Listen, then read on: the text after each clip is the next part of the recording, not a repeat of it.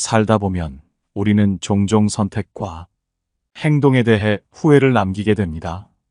만약 미리 알았다면 그 후회는 조금 덜했을까요? 인생의 후반부에 들어선 60대들은 그들이 걸어온 길을 돌아보며 곳곳에서 후회의 흔적을 발견한다고 합니다. 그렇다면 인생에서 시행착오를 줄이고 보다 나은 삶을 살기 위해 우리가 꼭 알아야 할 것은 무엇일까요? 오늘은 인생 선배들 60대와 70대 분들이 99% 후회한다고 하는 10가지를 함께 살펴보겠습니다. 첫 번째, 저축을 충분히 하지 못한 것. 저축은 노후 준비의 핵심입니다. 많은 사람들이 은퇴 이후 가장 큰 고민으로 경제적 어려움을 꼽습니다.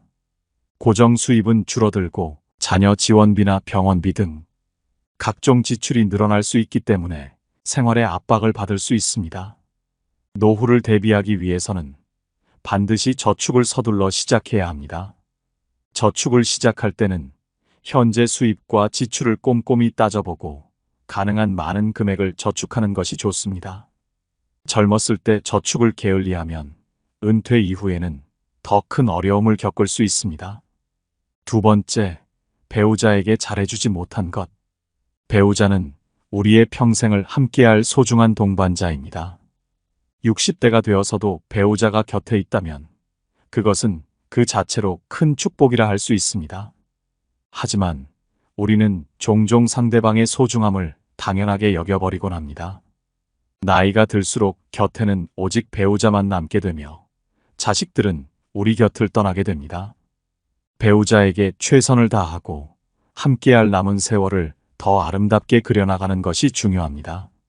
세 번째, 건강을 소홀히 한 것. 건강이 소중하다는 사실은 누구나 알고 있지만 젊을 때는 이를 자주 간과하게 됩니다. 몸을 혹사시키고 이 정도는 괜찮겠지 하고 넘겼던 습관들이 사실은 평생 건강을 지키는 열쇠였음을 나중에 깨닫게 됩니다. 건강을 유지하기 위해서는 규칙적인 운동과 균형 잡힌 식습관이 필수적입니다. 다양한 영양소를 골고루 섭취하고 저염식으로 식단을 관리하세요. 특히 치아 관리는 시간이 걸리므로 미리부터 신경 써야 합니다. 또한 정기적으로 건강검진을 받아 건강한 삶을 유지하는 것이 중요합니다. 우리는 유병장수보다는 무병장수를 추구해야 합니다. 네 번째, 자식들과의 대화를 많이 나누지 못한 것. 자식들과의 대화는 노년에 큰 의미를 가집니다. 자식들과의 소통이 부족했다면 노년에 가장 소중한 친구 하나를 잃는 셈이 됩니다. 늙고 병들었을 때 우리는 자식들에게 의지하게 됩니다. 자식들과 친밀한 관계를 유지해야 후회 없는 자식 농사를 지었다고 느낄 수 있을 것입니다. 뿐만 아니라 자녀들과의 건강한 유대감은 노년의 정신적 안정에도 큰 도움을 줍니다. 자녀들과 진정으로 소통하지 못했다면 노년은 고독과 불행으로 채워질 수 있습니다. 다섯 번째, 노년을 함께할 친구를 만들지 못한 것. 배우자 다음으로 중요한 것은 친구입니다. 취미 생활을 함께할 친구, 속마음을 솔직하게 나눌 수 있는 친구가 있다면 노년은 외롭지 않을 것입니다.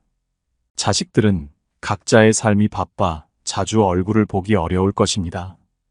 평생 함께할 친구가 없다면 노년은 몹시 외롭고 쓸쓸할 수 있습니다. 여섯 번째, 평생 즐길 수 있는 취미를 만들지 못한 것. 취미는 반드시 돈이 많이 드는 활동일 필요는 없습니다. 산책, 등산, 독서, 음악 감상처럼 경제적 부담이 적은 취미도 많이 있습니다. 취미를 가지면 일상의 권태로움에서 벗어나 활기찬 삶을 영위할 수 있을 것입니다. 특히 배우자와 함께할 수 있는 취미라면 그 즐거움은 배가 됩니다. 친구들과 교류하며 소통할 수 있는 취미 생활도 추천할 만합니다. 나이와 체력에 맞는 취미를 개발하는 것은 건강한 노후를 위한 필수 조건이라고 할 수 있습니다. 일곱 번째, 배움을 멈춘 것. 60대가 되어서도 배움은 계속되어야 합니다. 과거에 바빠서 하지 못했던 공부를 시작하거나 남은 생에 필요한 지식을 습득하는 것, 또는 한가롭게 시간을 보내는 독서도 배움의 한 부분입니다. 새로운 것을 배운다는 건 매우 값진 경험입니다. 요즘에는 70대 이상의 노인들도 컴퓨터를 배우고 새로운 도전에 나서고 있습니다. 평생 동안 배움을 놓아서는 안 됩니다. 배우려는 의지만 있다면 인생의 미완성을 다시 채워나갈 수 있다고 전문가들은 조언합니다. 8번째, 일기를 쓰고 기록을 남기지 못한 것. 은퇴 후 자신을 돌아보면 인생이 허망하고 덧없이 느껴질 때가 있을 수 있습니다. 이럴 때 자신이 걸어온 길을 정리하고 되짚어보는 것은 큰 위안이 될 수 있습니다. 이를 위해서는 젊을 때부터 기록을 남기는 습관을 가지는 것이 중요합니다. 매일 일기를 쓰라는 것은 아닙니다. 다만 때때로 자신의 생각과 감정을 기록하고 사진을 남겨두면 나중에 자신의 삶을 돌아보는데 큰 도움이 될 것입니다. 9번째, 연금과 보험을 준비하지 못한 것. 노년기에는 예상치 못한 지출이 발생할 때가 많습니다. 특히 건강과 관련된 지출이 커지기 마련입니다. 60년대생들은 이전 세대와는 다른 방식으로 노후를 준비해야 할 필요가 있습니다. 노후 준비 시간이 상대적으로 부족하기 때문에 고령자를 위한 맞춤형 투자 상품을 찾아보는 것이 좋습니다. 안정적인 수익률을 제공하는 연금 상품이나 저위험 투자 상품을 활용할 수 있습니다. 또한 금융 전문가의 조언을 받아 투자 계획을 세우는 것도 좋은 방법입니다. 노후 준비는 재무적 대비뿐만 아니라 건강을 유지하는 것도 필수적입니다. 의료비 부담을 줄이는 것뿐만 아니라 더 나은 삶의 질을 유지하는 데에도 기여할 수 있습니다. 이제는 경제적 준비가 선택이 아닌 필수인 시대입니다. 이러한 준비는 아깝다고 생각하지 말고 자신을 위한 투자로 여겨야 합니다. 마지막으로 99%의 사람들이 공감하는 후회는 더 많은 도전과 여행을 하지 못한 것입니다. 그 시절에 도전했어야 했던 일들이 있었을 텐데 그것을 하지 못한 것을 가장 후회한다고 많은 이들이 말합니다. 자식들을 키우고 직장 생활에 치여 여유가 없었겠지만 그럼에도 불구하고 시간과 돈을 아껴 여행을 떠나라고 선배들은 조언합니다. 여행은 미래에 회상할 수 있는 소중한 추억을 남길 수 있습니다. 그동안 애쓰며 살아온 모든 60대의 인생을 응원합니다. 올해 45세인 한 할머니가 가장 후회하는 것 중 하나는 너무 많은 걱정을 하며 살았다는 것입니다. 할머니는 이렇게 말씀하셨다고 합니다. 걱정하지 말거라. 내가 걱정한다고 해서 자식이 잘 사는 것도 아니고 내가 걱정한다고 병이 나아지는 것도 아니더구나. 걱정이란 건 쓸데없는 짐일 뿐이다. 차라리 모든 일이 잘 풀리길 바라는 게 더 나아. 그리고 마지막 순간에 웃는 사람이 행복한 줄 알았는데 그게 아니야. 평상시에 걱정 없이 웃으며 사는 사람이 진짜 행복한 거야. 행복은 저축해놓고 꺼내 쓰는 것이 아니라 그 순간 느끼고 즐겨야 해. 걱정 없이 행복할 때 그게 진짜 행복이지. 그래서 걱정은 그냥 흘려보내고 마음 편히 웃으며 살아가거라. 그게 인생의 최고야. 근데 그걸 그동안 내가 못했어. 너무 늦게 깨달았지. 이 말씀을 듣고 저도 많은 생각이 들었습니다. 저 자신이 어떻게 살아왔는지 되돌아보게 되었죠. 이럴 때 법정 스님의 말씀이 떠오릅니다. 과거의 오답을 찾으려 애쓰지 마라. 삶에는 정답도 오답도 없다. 모든 삶은 개개인의 선택에 따라 정답이 될 수도 오답이 될 수도 있다. 그러나 우리는 끝없이 정답을 찾고 그 과정에서 후회를 거듭한다. 후회할 필요 없다. 지금 내가 서 있는 이 자리가 바로 내 자리이며 정답과 오답을 나누려는 그 마음이 괴로움을 부른다. 오답이라 생각되더라도 그대로 받아들이면 그 또한 정답이 된다. 여러분들은 무엇을 후회하고 있나요? 그리고 그 후회를 없애기 위해 어떤 노력을 하고 있나요? 쉼없이 달려온 여러분의 마음을 위로할 좋은 글을 하나 읽어드리겠습니다. 잠시 마음을 내려놓고 눈을 감고 소리에 집중해 보세요. 삶에서 가장 중요한 말은 여기, 지금입니다. 나는 79세에 은퇴한 정신과 의사로 평생 15만 명의 환자를 돌보며 학생들을 가르쳤습니다.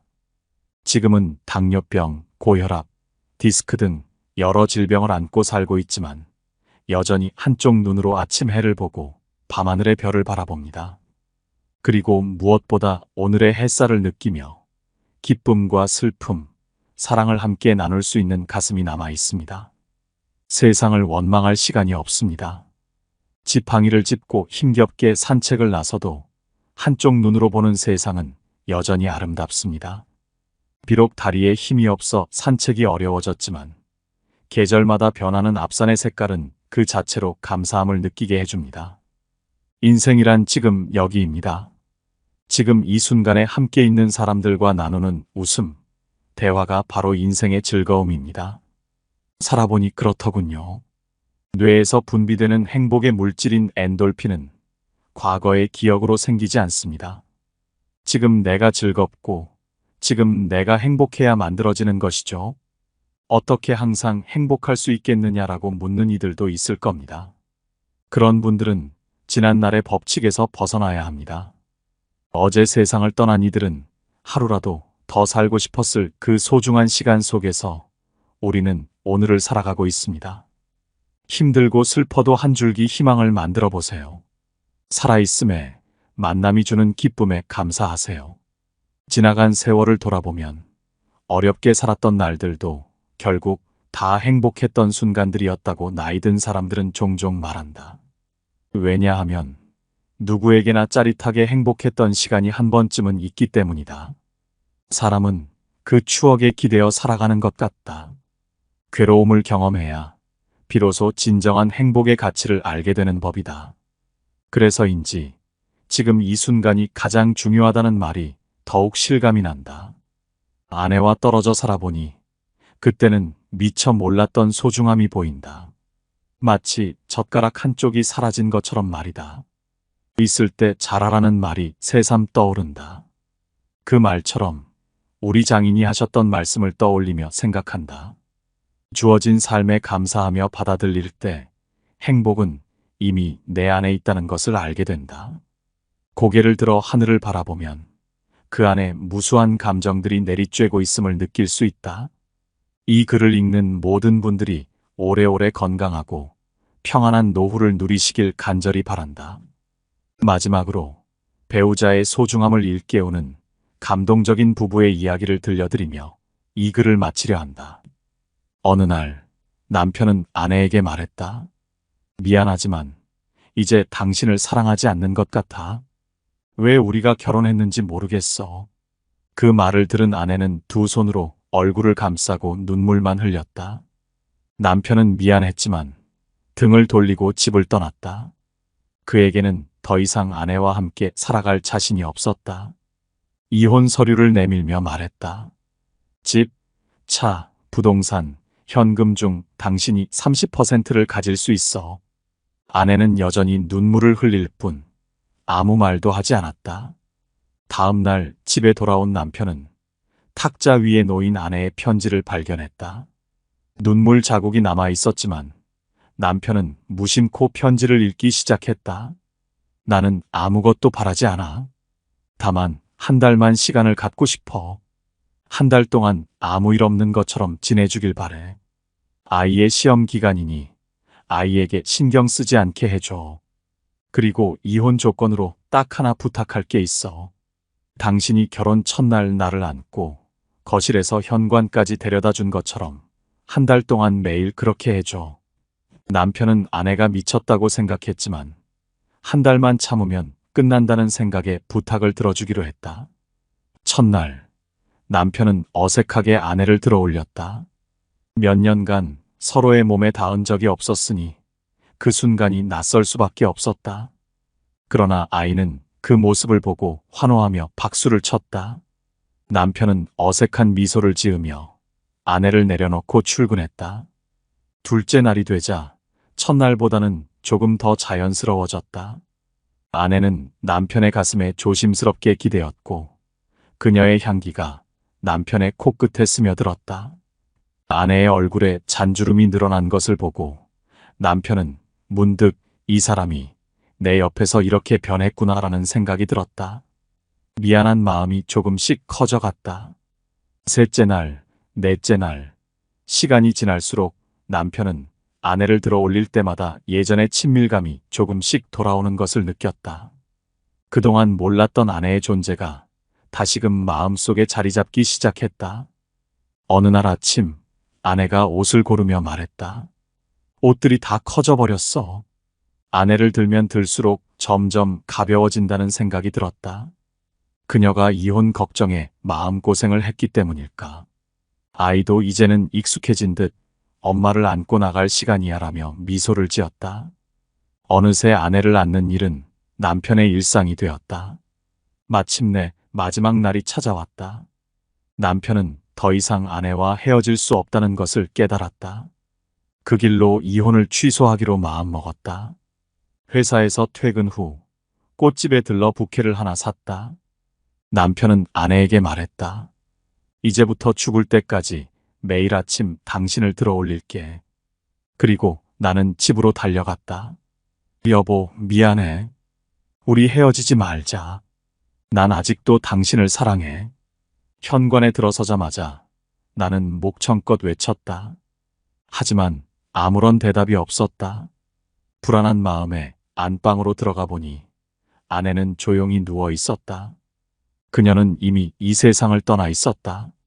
아내가 남긴 편지에서야 그녀가 내게 주었던 위안이 마지막 인사였음을 깨달았다.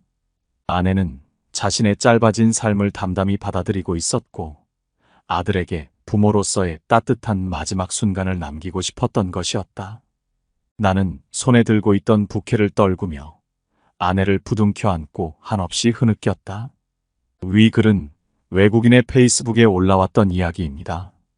실화인지 소설인지는 모르겠지만 그 사연이 마음을 무겁게 합니다. 우리는 늘 함께하는 사람들과 일상 속에서 너무나 익숙한 것들에 대해 그것들이 얼마나 소중한지 잊고 지내는 경우가 많습니다. 그 가치에 대해 제대로 느끼지 못한 채 살아가죠. 그러다 내 곁을 떠나고 나서야 비로소 그 소중함을 깨닫게 되지만 이미 늦은 경우가 대부분입니다. 그때 가슴을 치며 후회해도 아무런 소용이 없게 되죠. 오늘 하루 내 옆에 있는 사랑하는 사람에게 따뜻한 미소를 건네며 살아가 보세요. 물고기가 물속에 있을 때는 자유롭게 헤엄치며 어디든 갈 수 있는 행복을 누리고 있습니다. 하지만 물속에 있을 때는 자신이 얼마나 행복한지 깨닫지 못합니다. 물 밖으로 나와 그 자유를 잃고 나서야 그때가 진정 행복했음을 깨닫게 됩니다. 우리 인간도 마찬가지 아닐까요? 무엇인가를 가지고 있을 때는 그것이 얼마나 소중한지 모른 채 살아가다가 결국 그것을 잃고 나서야 그 가치를 알게 되는 것입니다. 행복은 공기와도 같습니다. 눈에 보이지 않고 손에 잡히지 않지만 늘 우리 곁에 존재합니다. 영국 속담 중에는 행복은 떠나간 뒤에야 그 빛을 발한다라는 말이 있습니다. 이 말은 사람들이 행복의 실체를 알아차리기 전에 소중하게 다루지 못하기 때문이죠. 행복은 우리가 잃었을 때 비로소 그 존재를 보여줍니다. 나이가 들어갈수록 사람에 대한 기대는 점점 줄어들기 마련입니다. 세월 속에서 여러 사람들과 얽히고 배신과 상처, 시기와 질투를 겪다 보면 인간관계에 대한 깊은 회의를 품게 되기도 합니다. 나이가 50이 넘어서 보니 오랜 친구라고 믿었던 이들이 어느 순간 선을 넘거나 시기와 질투에 휩싸여 나를 비난하거나 뒤에서 모함하는 상황을 맞이하게 되었습니다. 기대조차 하지 않았던 이들이라면 상관없겠지만 가까운 사람들이 주는 상처는 깊고 아프게 다가옵니다. 오랜 세월 동안 믿고 의지했던 친구들, 심지어는 가족에게서 받은 상처는 무엇으로도 메울 수 없습니다. 이런 상황에 처하면 평소에는 대수롭지 않게 흘려들었던 철학자들의 명언이 갑자기 마음에 큰 울림을 주곤 합니다. 그 중에서도 쇼펜하우어의 인간관계에 대한 통찰은 마음속 깊이 와닿습니다. 쇼펜하우어는 염세주의 철학자로 알려져 있지만 그의 말에는 인간 본성에 대한 날카로운 이해가 숨어 있습니다. 그는 말합니다. 인간은 배신할 수 있는 존재다. 타인에게 지나치게 관대하거나 친절하게 대하지 마라. 상대는 쉽게 선을 넘을 것이다. 우리가 친절을 베풀었을 때 사람들은 그 친절을 당연한 것으로 여기게 됩니다. 그리고 점점 더 많은 것을 요구하게 되죠. 그래서 결국 친절은 권리가 되어버립니다. 타인을 도울 때는 고마워할 줄 아는 사람에게만 도우라고 했습니다. 상처받은 관계를 억지로 회복하려고 애쓸 필요도 없습니다. 그런 노력이 결국은 무의미하게 느껴질 것입니다. 똑똑한 사람은 용서할 줄 알지만 현명한 사람은 그저 무시할 줄 압니다. 가족에게조차 모든 것을 맞출 필요는 없다. 맞춰주면 그들은 그것을 당연하게 여긴다. 배신은 누가 하는가? 많은 사람은 자신과 가까운 사람이 아닌 먼 사람이 배신할 거라 믿지만 실제로는 그 반대다. 대부분 배신은 친밀한 관계 속에서 이루어진다. 가까운 사람과 지내다 보면 그들이 결코 배신하지 않을 거라 생각하게 된다.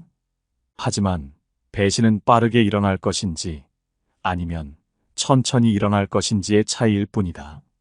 설령 친한 관계일지라도 절대 모든 것을 신뢰하지 말고 자신을 지키는데 더욱 신경 써야 한다. 다른 사람의 행동을 쉽게 비판하는 이들이 있다. 이들은 종종 자신의 결정을 보지 못하고 남을 탓하기에 바쁘다. 그런 이들에게 비난을 받더라도 화를 내거나 실망하지 않는 편이 현명하다. 사람들은 남의 이야기를 하는 것이 자연스럽고 본능적인 성향이다. 사람은 혼자 있을 때 비로소 자신의 본 모습을 찾는다. 상황이 어려워지면 그토록 친했던 사람들도 서서히 곁을 떠나기 마련이다. 고독을 사랑하는 자만이 진정으로 자신의 존재를 온전히 느낄 수 있다. 착하게, 순수하게 사는 것이 좋은 일일 것이다. 하지만 상처받고 나서야 인간관계의 실체를 깨닫게 된다. 친구란 한순간에 사라질 수 있는 것이고 결국 남는 것은 나 자신뿐임을 깨닫게 된다. 때로는 가족조차도 남보다 못한 관계로 변할 수 있다. 가족에게 받은 상처는 더 깊고 쉽게 치유되지 않는다.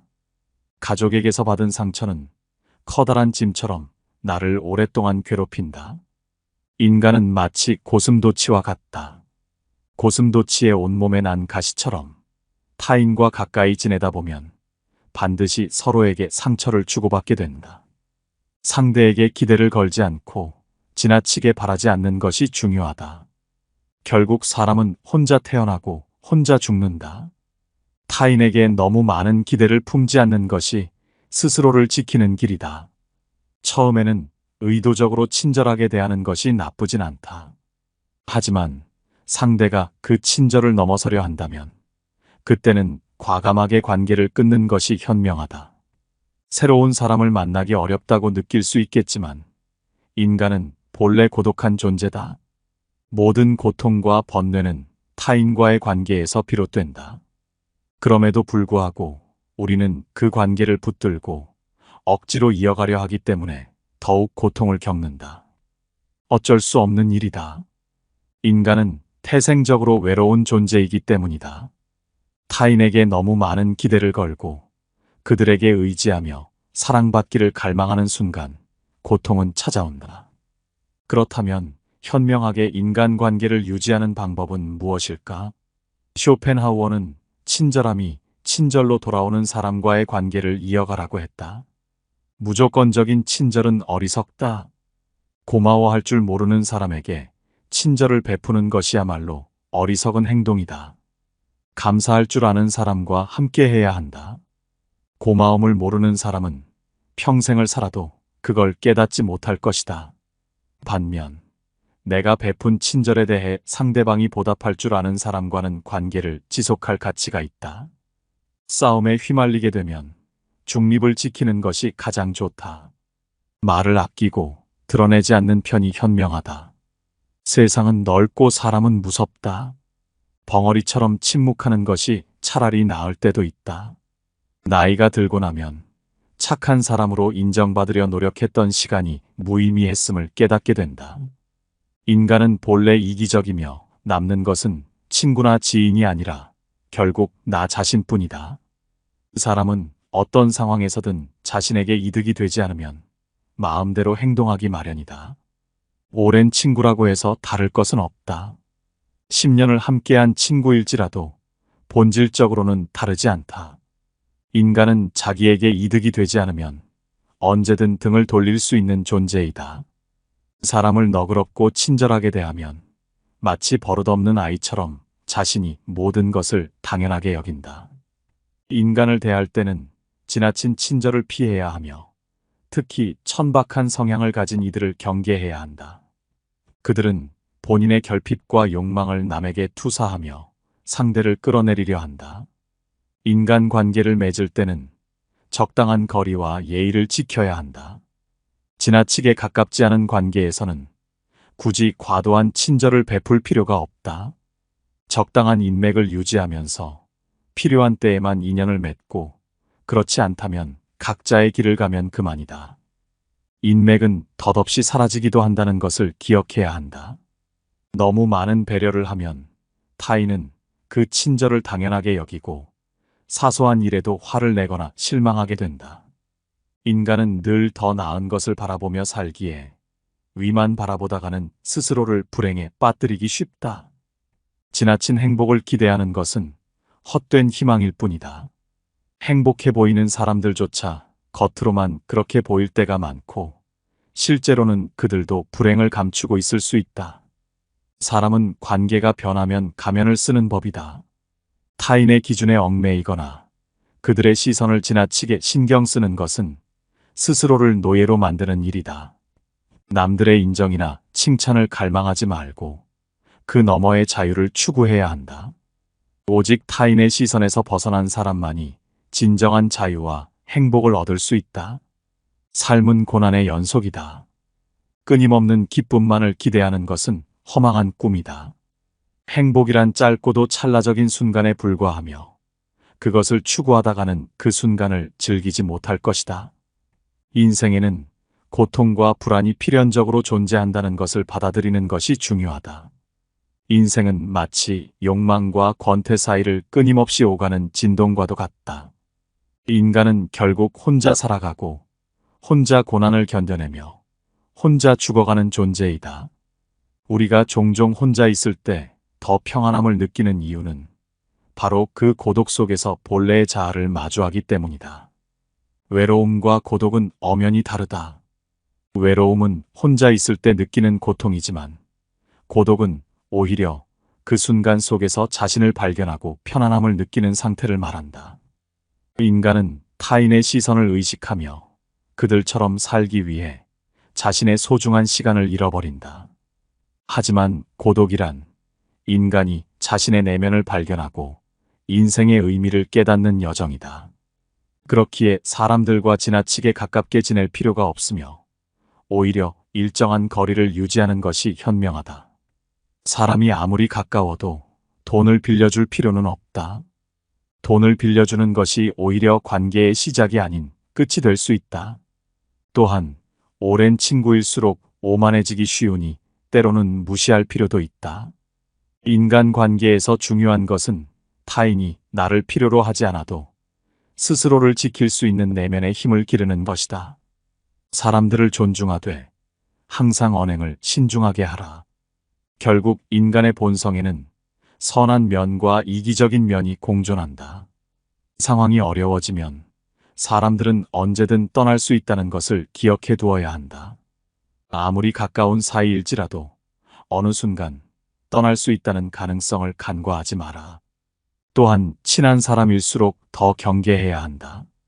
친밀한 이들에게 상처받거나 배신당하는 일이 많기 때문이다. 타인의 좋은 면만을 보고 신뢰하는 것은 위험하다. 기대치가 낮을수록 실망도 적다. 인간은 본래 자기중심적인 존재이므로 타인에 대한 존중과 배려가 쉽게 흐려진다. 그러니 누구에게도 지나치게 기대하지 말고 그저 자신의 일을 묵묵히 수행하는 데 집중하라. 자신의 일에 전념하면 그 결과로 주위 사람들에게도 자연스럽게 존중받게 된다. 아랫사람은 당신을 따르게 될 것이고 윗사람은 오히려 당신을 경외하게 될 것이다. 자신의 업무에 충실하다 보면 아무도 함부로 대하지 못할 것이다. 외로움을 받아들이고 타인에게 의존하지 마라. 이처럼 어려운 시기를 견디는 것은 쉽지 않지만 이를 통해 우리는 더 성숙해지고 강인해질 수 있다. 스스로의 내면을 단련해 나가면서 우리는 더욱 자신감을 얻게 되고 어떠한 어려움도 헤쳐나갈 수 있는 힘을 키우게 된다. 당신의 마음속 빈자리를 채워줄 방법들은 얼마든지 있다. 가족, 친구, 취미 등 많은 것들이 당신의 삶에 긍정적인 영향을 줄 수 있을 것이다. 또한 당신 인생에서 가장 중요한 것이 무엇인지 생각해보는 것도 의미가 있다. 이를 통해 삶의 목표를 명확히 설정하면 당신의 고통과 외로움을 이겨낼 실마리를 찾게 될 것이다. 강한 사람이란 고독과 외로움을 견디는 사람이다. 하지만 단지 견디는 것만으로는 부족하다. 더 중요한 것은 그 고통과 고독의 의미를 이해하고 이를 극복하기 위해 나아가는 것이다. 이 과정을 통해 우리는 더욱 강해지고 어떤 어려움에도 굴하지 않는 자신감을 가지게 된다. 마치 실험실에서 연구가 진행되듯 인생은 우리에게 끊임없이 도전과 배움을 제공한다. 인간은 자주 자신에게 없는 것을 갈망한다. 그러나 그러한 욕망은 오히려 우리의 삶을 더 불행하게 만들 수 있다. 현재를 살아가고 지금 이 순간을 즐기는 것이 무엇보다 중요하다. 미래에 대한 불확실성은 인간이 겪는 가장 큰 두려움 중 하나다. 하지만 그 불확실성 속에서도 우리는 성장하고 도전하는 존재다.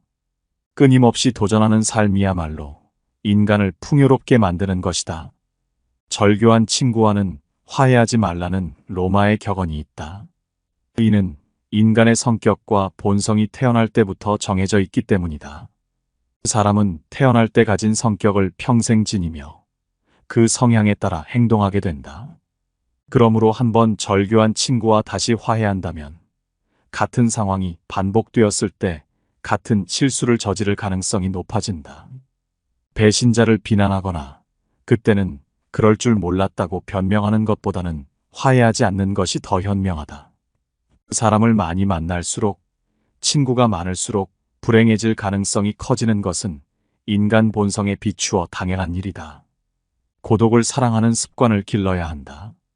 다른 사람들과는 다르게 독특한 개성을 가진 사람들은 그 특성 때문에 자연스럽게 고독에 빠지기 쉽다. 하지만 이러한 고독은 그들의 본성에서 비롯된 것이고 나이가 들수록 그 고독은 자유롭고 편안한 감정으로 바뀌게 된다. 스스로를 친구로 삼는 습관까지 더한다면 고독은 제2의 천성이 될 수 있다. 또한 고독한 시간은 창의력을 자극한다.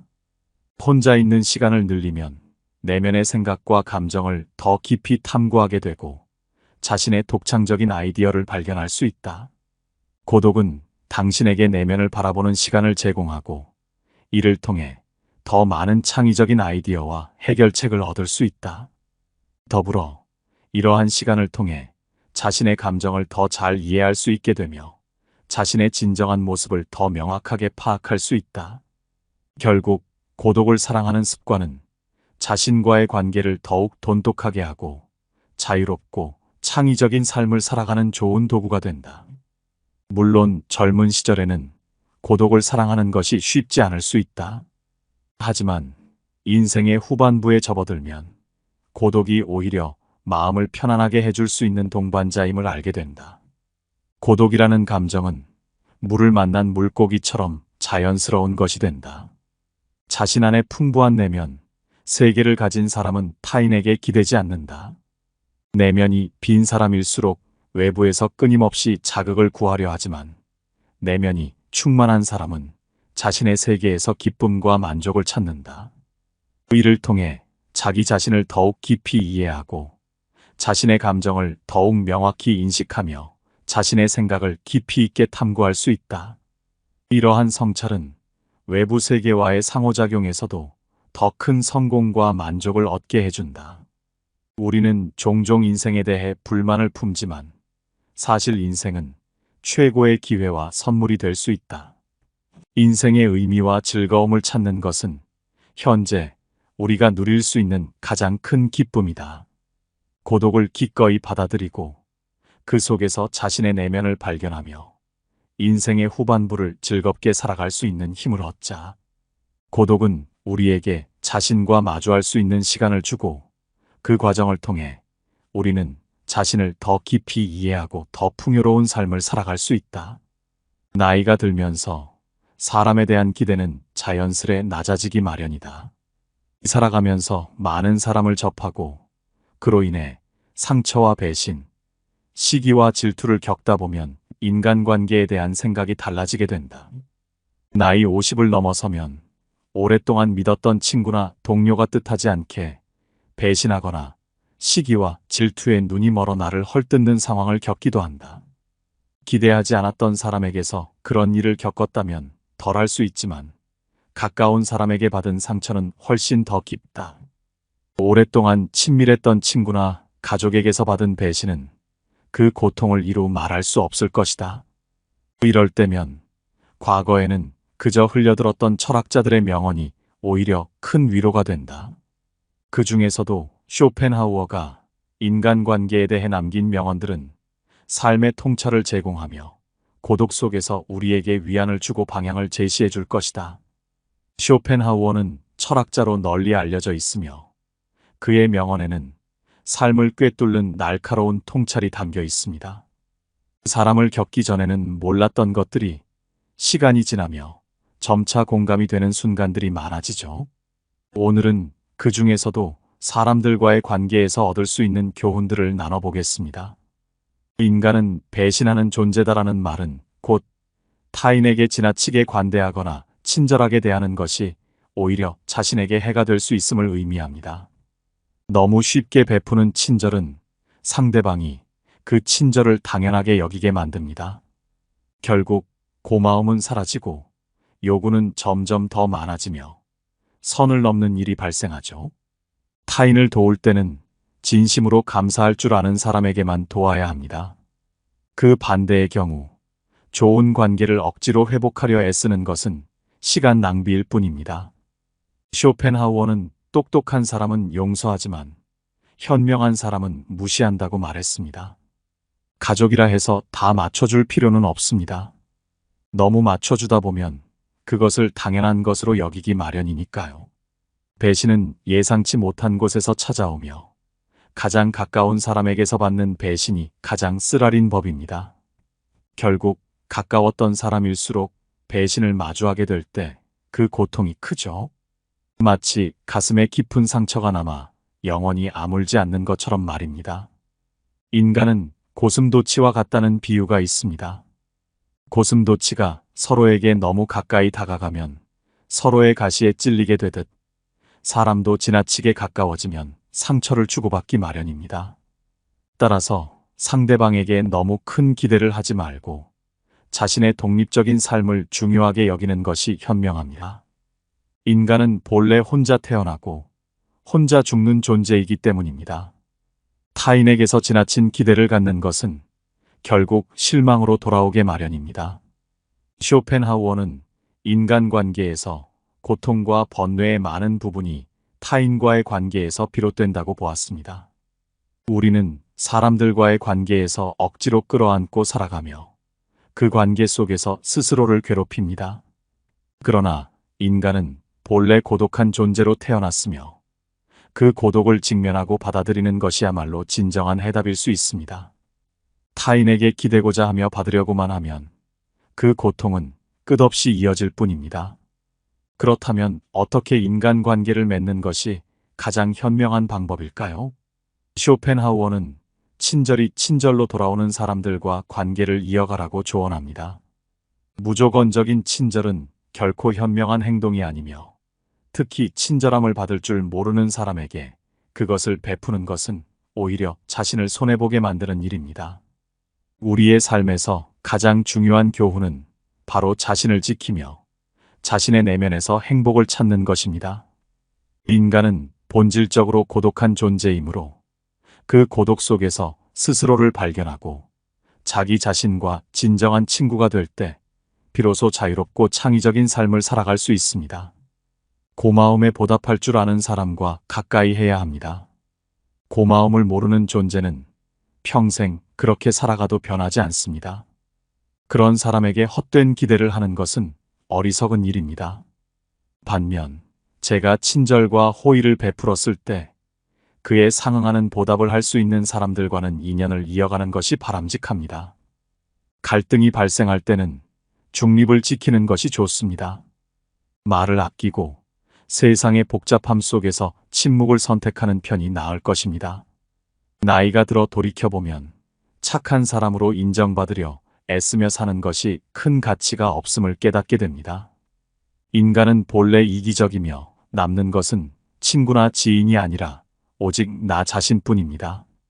사람은 어떤 상황에서도 자신에게 이익이 되지 않으면 자유롭게 행동합니다. 친구라고 해서 다를 바가 없습니다.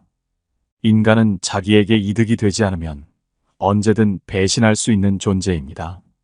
너그럽고 친절하게 대하기 시작하면 사람은 오히려 버릇이 없어진다고 합니다. 마치 어린아이와 같아서 사람을 대할 때 관대하거나 친절하게 대하지 않는 것이 좋습니다. 특히 천박한 성격을 지닌 사람에게는 더욱 조심해야 합니다. 그런 이들은 자신과 본성이 다른 사람을 보면 시기와 질투를 느끼고 끌어내리려 합니다. 인간관계를 맺을 때는 적당히 유지할 정도만 신경 써주는 것이 좋습니다. 가까운 관계가 아닌 이상 지나치게 친절할 필요는 없습니다. 인맥은 적당히 유지하다가 필요할 때 연결되며 그렇지 않으면 각자의 삶을 살아가면 됩니다. 인맥은 있다가도 없고 너무 과한 친절을 베풀지 않는 것이 자신에게 더 이롭습니다. 잘해주다 보면 타인은 그게 당연하다고 여기고 별일 아닌 일에도 화내고 실망할 수 있습니다. 인간은 항상 위를 보며 살아가는 것이 문제입니다. 언제나 위만 바라보게 되면 불행해지기 쉽습니다. 지나치게 행복해 보이는 사람은 겉으로만 행복해 보일 수 있습니다. 실제로는 불행을 숨기고 살아가는 이들이 많으니 의심을 해보아야 합니다. 이해 관계가 달라지면 사람은 배신하고 가면을 쓰는 법입니다. 타인의 기준에 지나치게 얽매이거나 상대방에게 잘 보이려 애쓰지 말아야 합니다.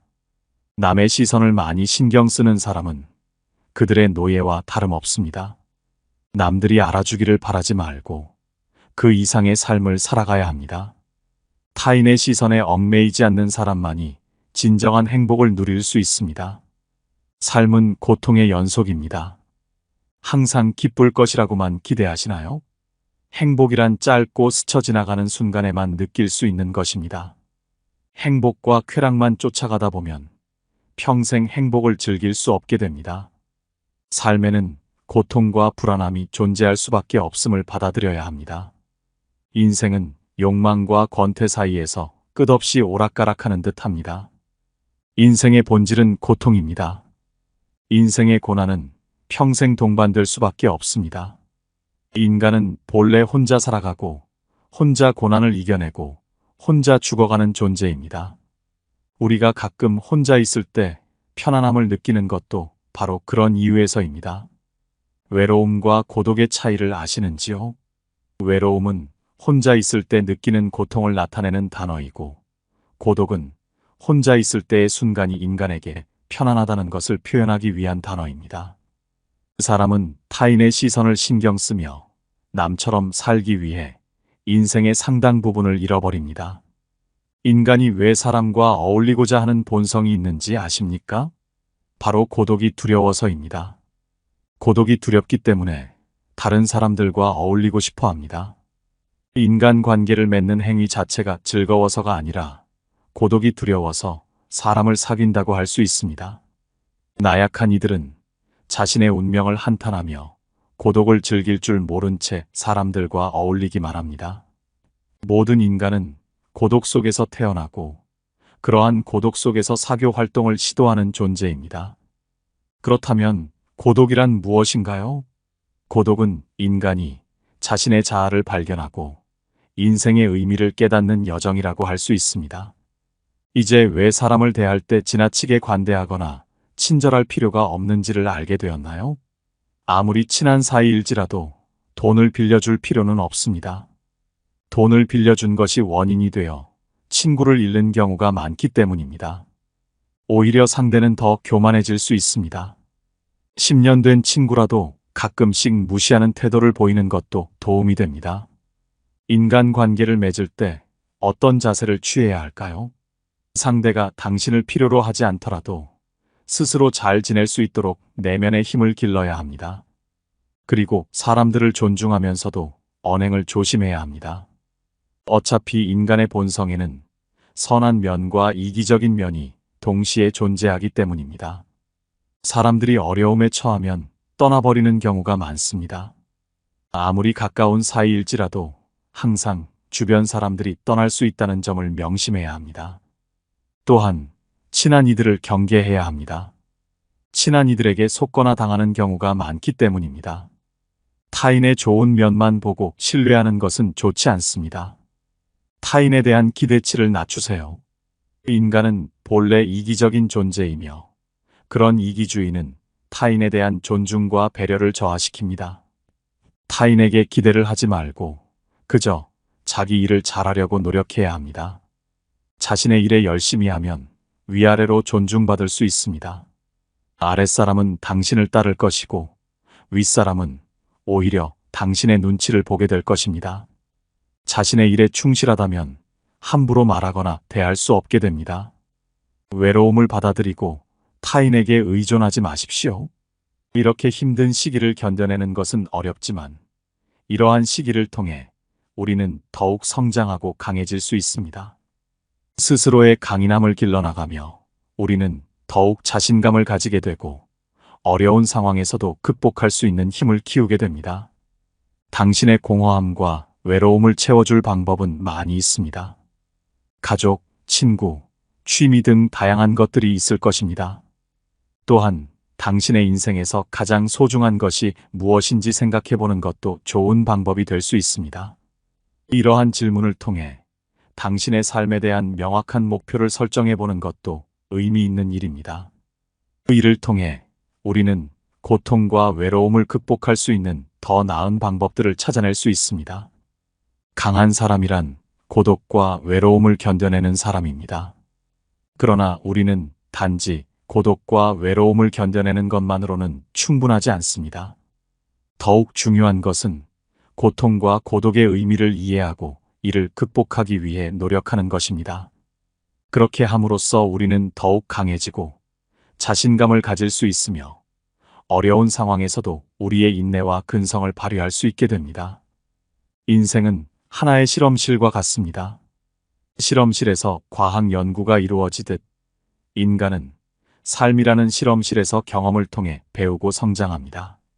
언제나 나에게 없는 것만을 생각하고 이를 갈망하는 것은 인간의 본성 중 하나입니다.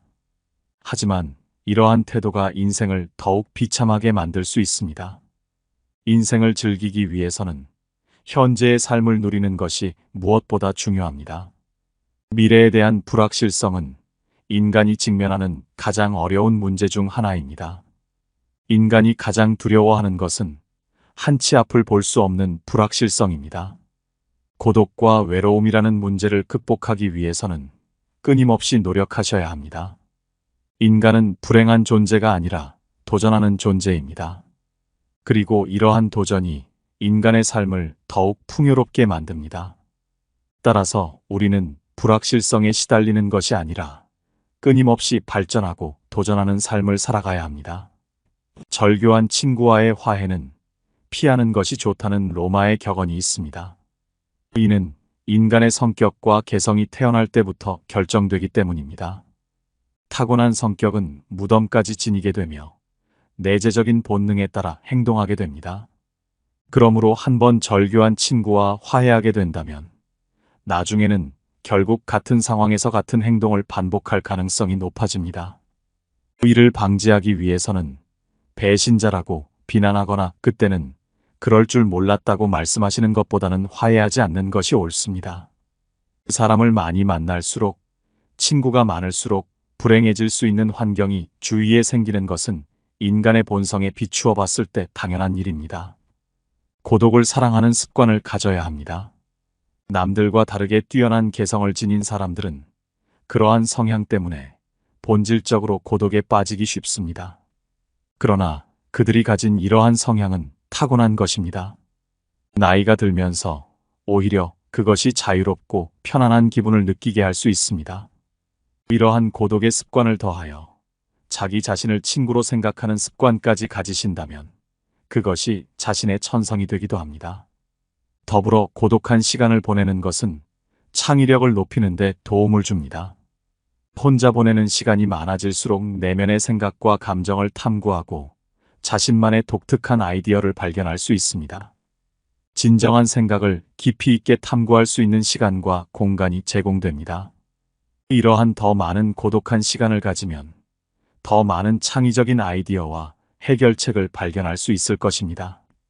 또한 고독한 시간을 보내면서 자신의 감정을 더 잘 이해할 수 있으며 자신을 더 잘 알게 됩니다. 따라서 고독을 사랑하는 습관을 가지시려면 더 많은 고독한 시간을 보내며 자신과 친구가 되는 것이 중요합니다. 이러한 방식으로 고독은 자유롭고 창의적인 삶을 위한 좋은 도구가 될 수 있습니다. 당연히 젊은 시절에는 고독을 사랑하는 습관을 가지는 것이 쉽지 않습니다. 하지만 이제 인생의 후반전에 접어들었으니 이를 긍정적으로 받아들이셔야 합니다. 이제는 그런 마음이 아주 편안하고 단순한 것들이 될 수 있다는 것을 아셔야 합니다. 고독이라는 마음은 마치 물을 만난 물고기처럼 아주 자연스럽게 느껴질 것입니다. 사실 자기 자신 속에 많은 것을 가진 사람은 타인에게 기대하지 않습니다. 내면의 자아가 텅 빈 사람일수록 외부에서 끊임없는 자극을 구하려 합니다. 그러나 자신의 내면이 풍부하다면 자신의 인생의 주인이 되어 자신의 내면에서도 즐거움과 행복을 찾을 수 있습니다. 이를 통해 자기 자신을 이해하고 자신의 감정을 인식하며 자신의 생각을 이해할 수 있습니다. 그리고 외부 세계와 상호작용할 때 더욱 성공적이고 만족스러운 삶을 살아갈 수 있습니다. 우리는 종종 인생에 대해 불평하지만 이것이 인생의 최고의 기회와 선물이 될 수도 있습니다. 인생을 살아가는 재미와 의미를 발견할 수 있습니다. 고독을 사랑하고 기꺼이 고독을 끌어안으신다면, 이를 통해 자신의 내면을 마주하고 발견하실 수 있다면 인생의 후반전도 걱정 없이 나 자신과 함께 즐겁게 살아갈 수 있습니다. 시청해 주셔서 감사합니다. 노후의 빛나는 지혜였습니다.